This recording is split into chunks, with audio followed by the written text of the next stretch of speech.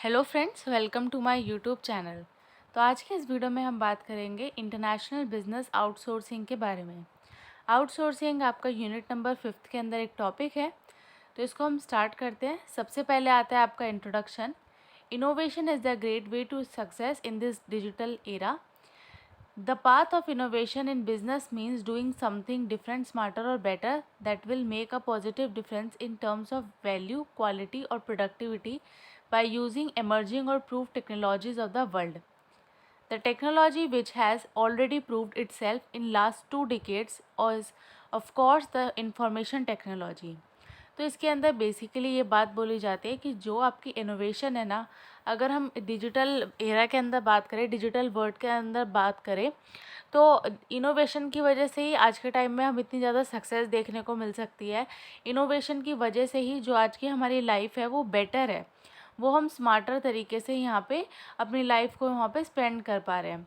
अब इसके अंदर जो हमारी बेटर है वो किस टर्म्स में देखी जाती है, वैल्यू के अंदर भी बेटर है, क्वालिटी, प्रोडक्टिविटी, इन सब के बीच में वो एक डिफरेंस जो है वो क्रिएट करती है। तो इनोवेशन आज के टाइम में होना ये बहुत ही अच्छी बात है और इसकी वजह से हमारी लाइफ के अंदर ईजीनेस आई है। अब इसके अंदर ये बात बोली जाती है कि जो भी आपकी टेक्नोलॉजी होती है ना, उसके अंदर हम बात करें तो इंफॉर्मेशन टेक्नोलॉजी जो होती है आपका बहुत ही एक अच्छा सोर्स है। इंफॉर्मेशन टेक्नोलॉजी क्या होता है उसके बारे में अब हम देखते हैं। अब सबसे पहले आता है आपका रोल। इंफॉर्मेशन टेक्नोलॉजी के रोल के अंदर आता है कि ये किन एरियाज़ पे आपके हेल्प करता है, इसका रोल क्या प्ले करता है। जो हमारा आईटी सेक्टर होता है, आईटी सेक्टर के बारे में हम नेक्स्ट वीडियो में डिटेल में पढ़ेंगे। आज के इस वीडियो में हम इसके रोल के बारे में बात करेंगे। रोल के अंदर आता है कि आईटी की वजह से हमारा क्या होता है, डिसीजन मेकिंग लेना बहुत ईजी हो गया। आईटी का मतलब होता है इनोवेशन टेक्नोलॉजी, मतलब आज के टाइम में जो भी इनोवेशन आ रही है आपकी टेक्नोलॉजीज़ के अंदर, टाइम टू टाइम जो भी ये चेंजेस आ रहे हैं, अपग्रेडेशन आ रहे हैं, मोबाइल फ़ोन्स के अंदर चेंज आ रहे हैं, इंटरनेट्स के अंदर ये आपके 5G 4G आ रहे हैं, तो ये सब जो भी आपके चेंजेस आते जा रहे हैं, टाइम टू टाइम अपडेट आते जा रहे हैं, तो उसका क्या रोल प्ले करता है, डिसीजन मेकिंग के अंदर ईजी हो जाता है।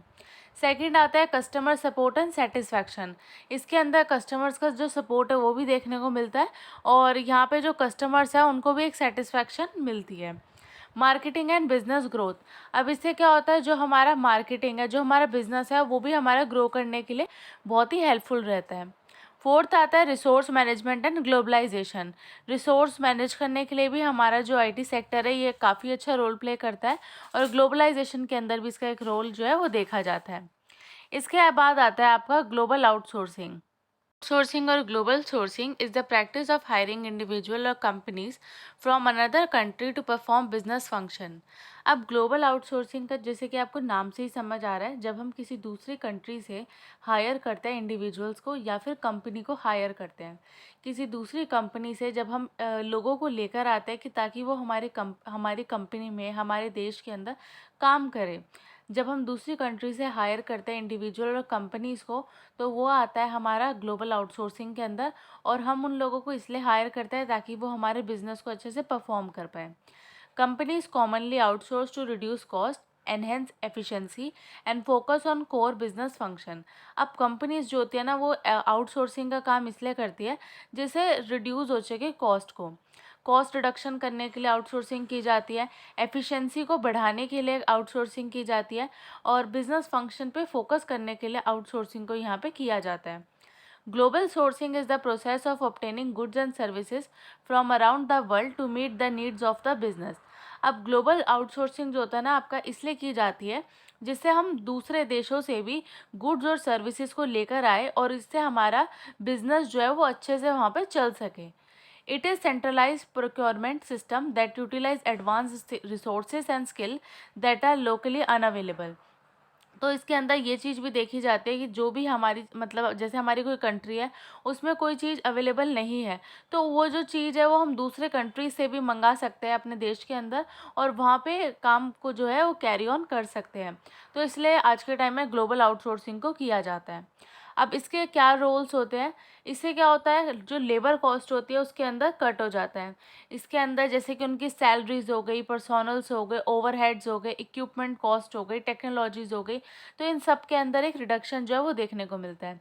सेकेंड आता है dial down and focus on the core aspect of the business spinning off the less critical operation to outside organisation.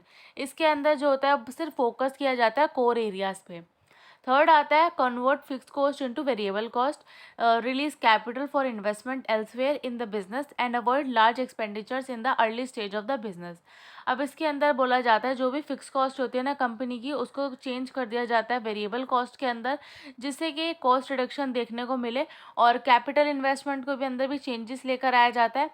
और इसके अंदर ये चीज़ देखी जाती है कि इससे अवॉइड कर सके, कम से कम यहाँ पे जो लार्ज एक्सपेंडिचर्स है ना वो कम हो। इसके बाद में आपका फोर्थ आता है reduce cost and increase efficiency. Cost को कम करना और एफिशिएंसी को बढ़ाना। अगर हम दूसरे देशों से अगर इंडिविजुअल्स को लेकर आते हैं या कंपनीज़ को लेकर आते हैं जिससे वो हमारा काम कर सके, तो उससे क्या होता है जो हमारे वाले लोग होते हैं उनके अंदर भी एक एफिशिएंसी जो होती है वो इंक्रीज़ होती है, एफिशिएंसी अच्छी होती है, और जो कॉस्ट होती है वो भी कम हो जाती है। ज़्यादा एम्प्लॉयज़ होंगे तो कॉस्ट जो है वो कट करनी पड़ेंगी। और इसके बाद में आता है last perform services and create goods that were traditionally performed in house. अब इसके अंदर कुछ इस टाइप की गुड्स को वहाँ पे क्रिएट किया जाता है जो सिर्फ मतलब इन हाउस के अंदर ही प्रोड्यूस किए जाते थे। इसके बाद में आता है reasons that make India in a global outsourcing hub, कि ऐसे कौन से रीजंस हैं जिसके अंदर इंडिया को ग्लोबल आउटसोर्सिंग हब देखा जाता है। तो इसमें आता है highly qualified and skilled man power, क्योंकि यहाँ के जो लोग हैं वो क्या है, हाईली क्वालिफाइड है, और स्किल्ड मैन पावर जो है यहाँ पे देखने को मिलता है। सेकेंड आता है कंड्यूसिव बिजनेस एनवायरनमेंट, जो बिजनेस एनवायरनमेंट है वो एक बहुत ही अच्छा माना जाता है इंडिया का। थर्ड आता है डिफरेंशियल टाइम जोन, जो टाइम जोन है उनका डिफरेंस होना, उसमें चेंजेस होना, तो वो देखा जाता है। और फोर्थ आता है इनोवेशन, इनोवेशन भी यहाँ पे देखी जाती है। तो ये कुछ रीजंस थे। ये जो रीजंस है इसको आगे हम डिटेल में पढ़ेंगे नेक्स्ट वीडियो के अंदर। आज की वीडियो में बस इतना ही। अगर आपको मेरी वीडियो अच्छी लगी हो तो प्लीज़ लाइक करें, चैनल पे नए हो तो आप सब्सक्राइब करें, और आप मेरी वीडियो को ज़्यादा से ज़्यादा शेयर करें। Thank you so much for watching.